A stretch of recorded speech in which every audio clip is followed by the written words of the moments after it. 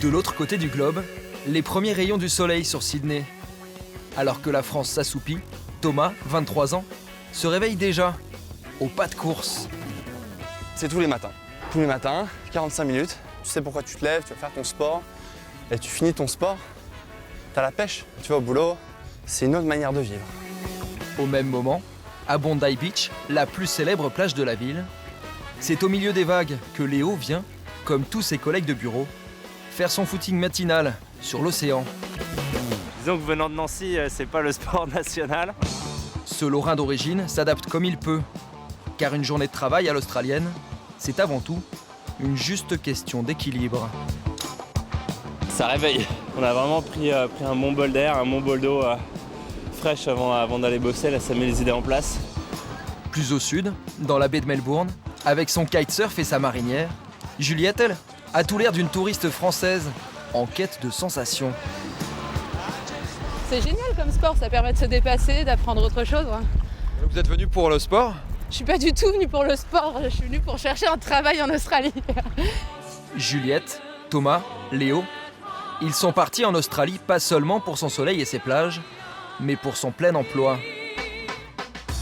L'Océanie, un îlot de croissance qui accueille désormais 20 000 Français chaque année, 3 fois plus qu'il y a 5 ans. Un Eldorado où déferlent des jeunes prêts à tout pour réussir. Des diplômés contraints à l'exil, dans un paradis de l'emploi, où certains, pour rester, sont obligés de devenir clandestins. Enquête sur cette nouvelle génération de Français qui découvre l'émigration économique, ses espoirs et ses désillusions.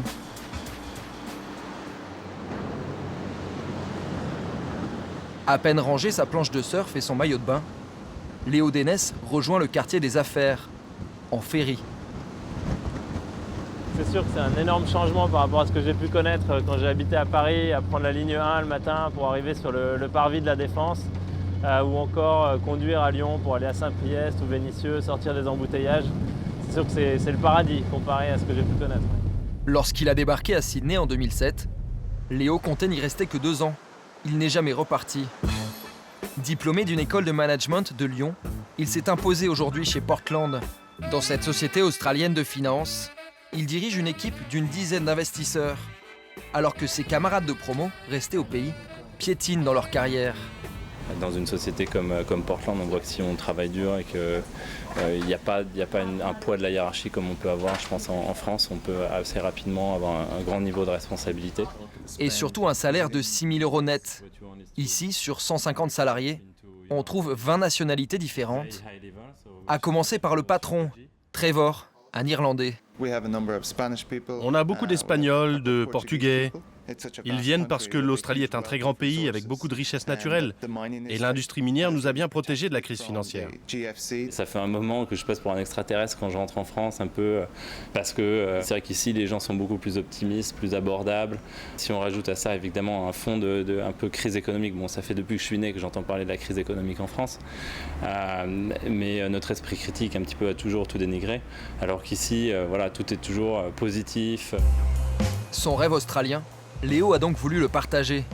Après le travail, il rejoint les locaux d'Australiance, une start-up qu'il a créée pour aider les diplômés qui veulent, comme lui, s'expatrier définitivement.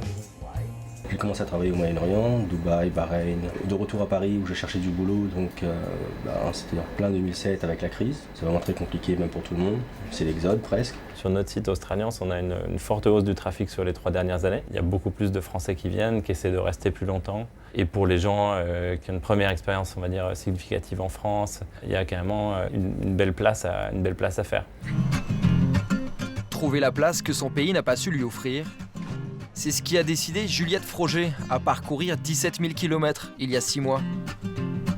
Faute de travail en France, elle vit aujourd'hui à Melbourne.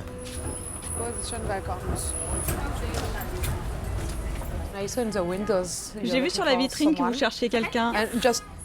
Je voulais juste vous laisser mon CV.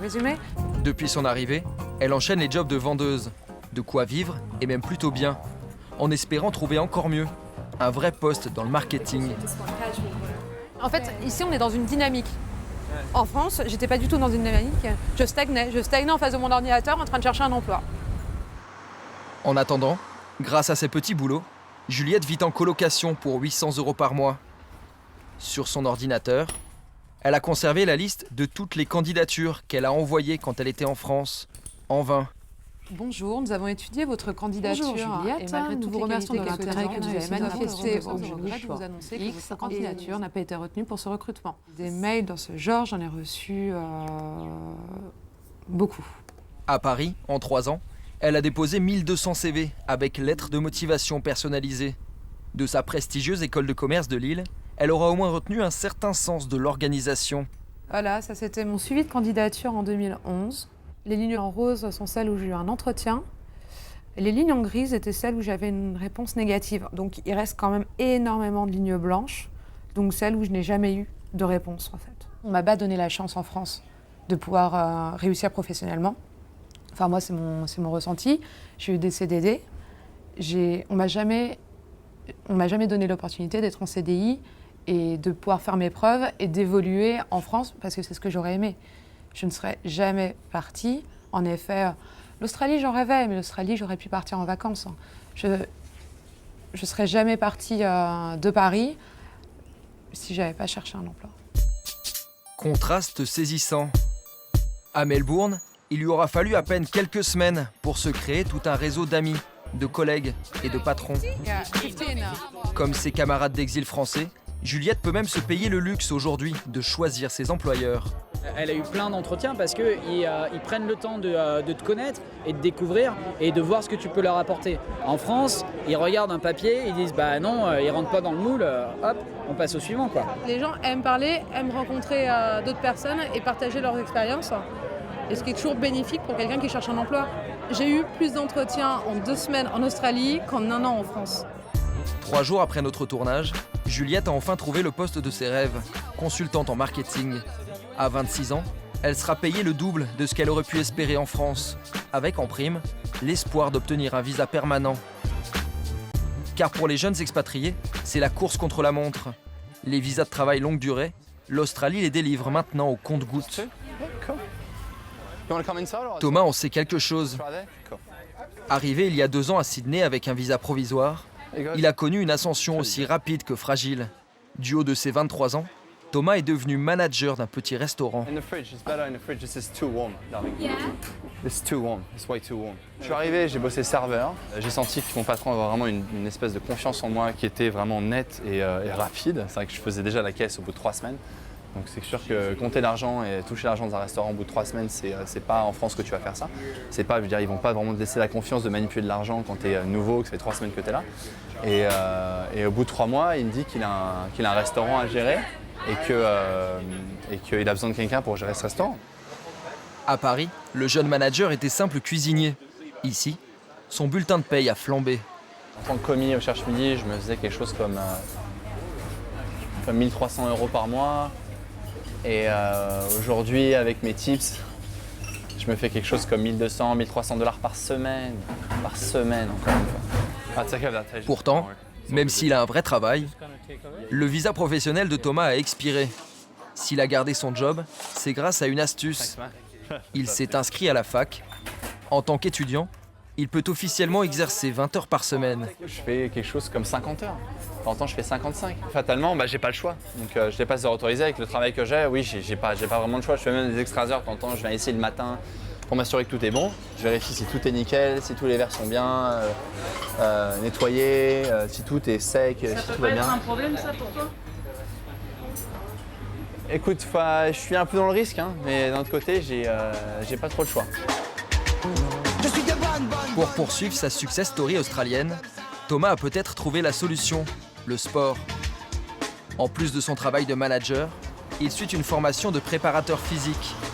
Un métier encore plus lucratif, qui pourrait surtout lui permettre de décrocher le véritable sésame, un visa permanent. Il y a la baie de Sydney qui est juste en bas là, et ça donne sur l'océan quoi. Dans le Pacifique, l'ancien commis de cuisine a goûté à la réussite. Voilà, viens à la maison. Et il n'imagine pas une seconde un retour à Paris, synonyme de dégringolade assurée. Moi, ce qui me rebute à l'idée de revenir, c'est que de toute manière, je pense que je pourrais même pas me payer un appartement. Même si je me trouve un travail en France, je vais avoir quoi? Je vais avoir un studio ou une chambre de bonne, j'en sais rien, mais je vais retourner là-dedans. Problème, ces Français qui veulent rester à tout prix, l'Australie n'est pas prête à tous les accepter. C'est l'autre réalité, moins rose, de l'Eldorado australien.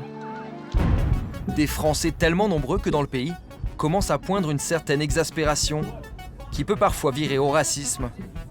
À Melbourne, il y a 3 mois, cette vidéo amateur a fait le buzz. Dans un bus, une jeune Française est prise à partie.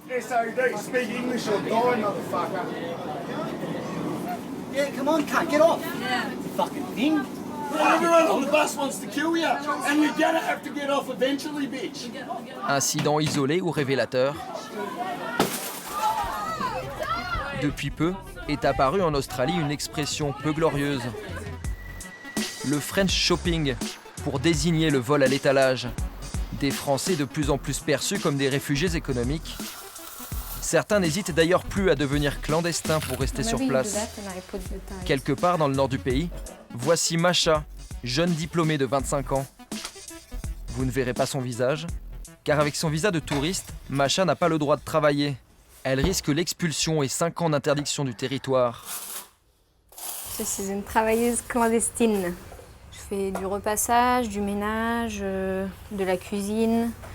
Je fais du jardinage, je nettoie les voitures. Là, on fait du carrelage. Pour le compte de riches familles australiennes, Masha est domestique en attendant mieux. Après 2 années d'expatriation, elle n'a pas réussi à prolonger son visa de travail.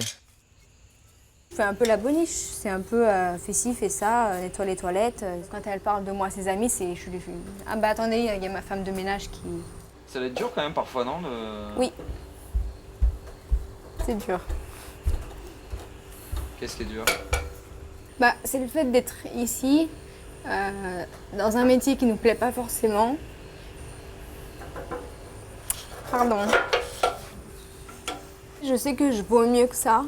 Ne pas être reconnu à sa propre valeur, c'est pas tout le monde qui pourrait gérer cette situation à long terme. Fin d'après-midi, retour à Sydney.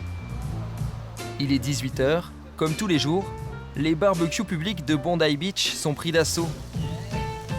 Ce jour-là, les amis de Léo, notre businessman nancéen, se sont donné rendez-vous. Pour ceux qui ont la chance d'avoir un visa, c'est aussi ça l'Australie.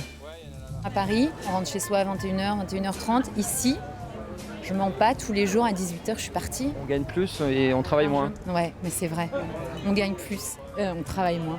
Mais c'est ahurissant, c'est moche à dire. Pas vraiment à plaindre, ces jeunes ont pourtant quelques regrets. Un peu d'amertume envers la France, ce pays qui n'a pas su les retenir.